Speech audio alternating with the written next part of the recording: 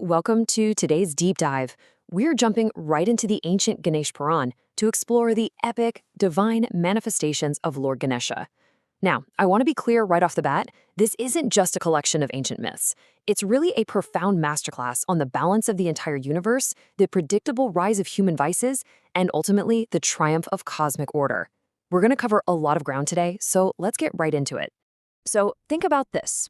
It's a pretty powerful question, right? Well, the ancient texts make a very specific, totally ironclad promise. Whenever the universe falls completely out of balance and whenever the darkness of adharma, or unrighteousness, and sheer human arrogance completely cover creation, a supreme element will manifest to protect dharma. Today, we are going to map out exactly how that supreme element takes shape across the grand timeline of cosmic history. All right, let's kick things off with part 1, the divine manifestation. Picture this. According to the texts, Mother Parvati is actually terrified when her divine child first shows up in this glorious four-armed form. But Lord Shiva steps in and reassures her. He explains that her child is literally the Lord of the universe, destined to incarnate across all the cosmic eras. In the Sapti Yuga, he appears as Dashbhuj Vinayak, in the Treta Yuga as Mayuresh, in the Dwapar Yuga as Gajanana, and in our current age, the Kali Yuga, he's destined to appear as Dhumraketu. Now, what's really fascinating here is the pattern. It's like clockwork, showing us how human vices predictably rise. First, a demon performs severe penance. Then, the gods grant them a massive, almost unbelievable boon. Naturally, that overwhelming power breeds extreme arrogance and tyranny. And finally, when all hope seems totally lost, a divine avatar of Ganesha steps in to just completely dismantle that ego and restore the balance. It happens every single time. So going back to the story of his birth for a second, Gajanana initially appears as this majestic four-armed deity to Parvati. But sensing her complex emotions, he actually transforms into a peculiar elephant-headed infant with a large belly. Through a bit of divine orchestration, this very unusual infant ends up in the palace of King Varenya.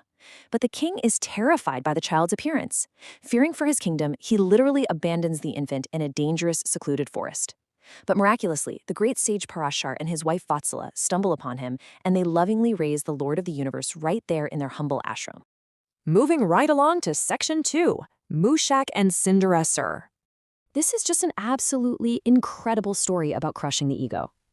We have this super powerful being named Gandharva Crouch, who was cursed by sage Vamdev because of his sheer, unfiltered arrogance. The curse turns him into a giant, destructive mouse, a mushak. This massive beast goes on a rampage and ravages sage Parashar's ashram. But a young Gajana simply throws a glowing divine noose, entirely capturing and humbling the giant beast. Just like that, the mighty Gandharva's massive ego is instantly crushed, and he's transformed into Ganesha's eternal vehicle. Talk about a symbol of divine service, right? Fast forward a bit, by the time Gajana is just 9 years old, he possesses unparalleled cosmic power. When confronting the ultimate tyrant of that era, a demon named Sundarasur, the demon actually has the nerve to mock him. In response, Gajana reveals his terrifying, absolute cosmic form. We're talking a form stretching from the deepest underworld all the way up to the sky, shining with the light of millions of suns, and he boldly declares, "I am the creator, preserver, and destroyer of the universe. I am Gajana." And let me tell you, this was an incredibly visceral, devastating battle. Gajana grabs the massive demon and literally crushes his throat with his bare, diamond-hard hands. After the victory, he smears the demon's red blood across his own divine body, which is how he earned the famous title Sindorvadhan. This immense victory freed the earth from terror, and amazingly, it led his biological father, King Varenya, the guy who abandoned him, to seek forgiveness and ultimately attain ultimate spiritual liberation. Okay, let's shift gears to Section 3, the prophecy of Kali Yuga. Now, the text gets pretty dark here. The Ganeshpuran predicts a terrifying future world entirely consumed by human greed, deceit, and suffering. It outlines an era where Vedic dharma is completely lost. People constantly scam and deceive each other for wealth, the earth itself loses its fertility, and human lifespans, get this, are shockingly reduced to merely 16 years. Just 16. It even says the gods themselves will starve because humanity completely forgets about devotion. But hey, it's not all doom and gloom, because the text offers a really profound promise. When the darkness is absolute, the Dhumraketu avatar will arrive. The scriptures describe this terrifying warrior form, radiating fire, riding a blue horse, and wielding a flaming sword.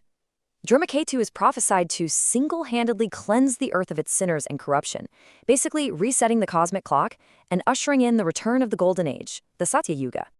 All right, diving into Section 4, the Ashtavanayak. This right here is the whole crux of our analysis today. You see, these aren't just ancient mythical battles. They're deeply profound allegories. Vakratunda defeats jealousy. Ekadanta defeats intoxicated pride. Dhumravarna defeats ego. These demons represent the absolute worst human vices, and Ganesha is that supreme force that helps us conquer them within ourselves. Let's unpack that first one in Section 5, Vakratunda and Matsarasur. So this whole conflict kicks off because of a massive mistake by Devraj Indra. And from Indra's sheer arrogance, the demon of jealousy, Matsarasur, is born. This demon performs severe penance, gets a massive boon from Lord Shiva, and his power grows so absolute that he literally captures Shiva himself in a noose. He conquers the highest heavenly realms, Kailash, Vaikuntha, and Brahmalok. When even Shiva and Vishnu have to step aside, Lord Dattatreya intervenes. He teaches the fleeing gods the one-syllable Ga mantra to summon Vakratunda. And Vakratunda's absolute power is the only thing that finally forces the demon's total surrender. But get this, Vakratunda's work wasn't even done yet. The text mentions this really surprising secondary story about Dambasur, the terrifying demon of hypocrisy. And guess where he came from? He was born directly from the ear of the creator, Brahma. Dambasur also went ahead and conquered all realms. It just goes to show that even the creator's own flaws can spawn terror that only the supreme element Vakratunda can neutralize. Luckily, just hearing of Vakratunda's immense power was enough to make Dambasur drop his hypocrisy and surrender without a fight. Which brings us to Section 6, Ekadanta and Madasur. For our final major battle today, we meet Madasur, a demon born from the intoxication and ego of Sage Chavyan. Before the battle even starts, Sage Sanat Kumar explains the deep philosophical meaning behind the name Ekadanta to the desperate, exiled gods. Eka represents Maya, the grand cosmic illusion we all live in, and Danta represents the ultimate unchanging truth, the supreme soul. So Ekadanta is the divine force that holds both the illusion and the ultimate reality in perfect balance. And man, was that balance desperately needed. Empowered by a boon from goddess Bhagavati, Madasur ruled the universe with a total iron fist. He banned all Vedic rituals and severely punished anyone who dared to follow the ancient Dharma. Madasur's sheer dominance forced the gods themselves to hide like fugitives in dark forests.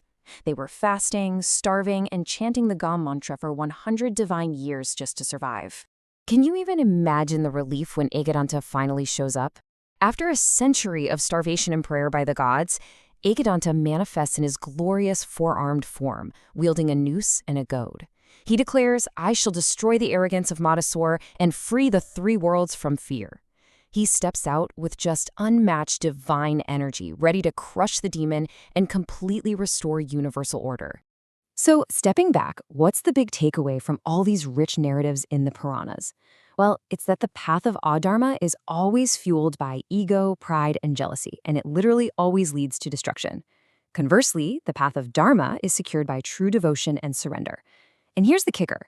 Surrendering your ego isn't a weakness. According to these texts, it's actually the only viable way to conquer life's greatest obstacles. And that brings us to this really beautiful conclusion.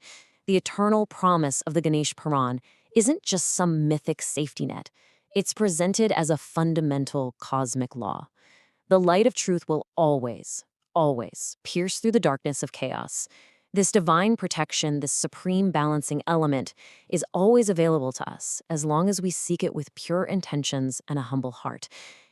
Before we wrap up, I want to leave you with something to really chew on today. We've seen literal gods and powerful demons fall prey to these flaws. So which of these human vices, jealousy, pride, or hypocrisy, is the hardest to conquer in your own personal journey of Dharma? Think about that for a bit, reflect on it, and I absolutely invite you to join us next time for another deep dive into these fascinating texts. Thanks for hanging out with me on today's Explainer.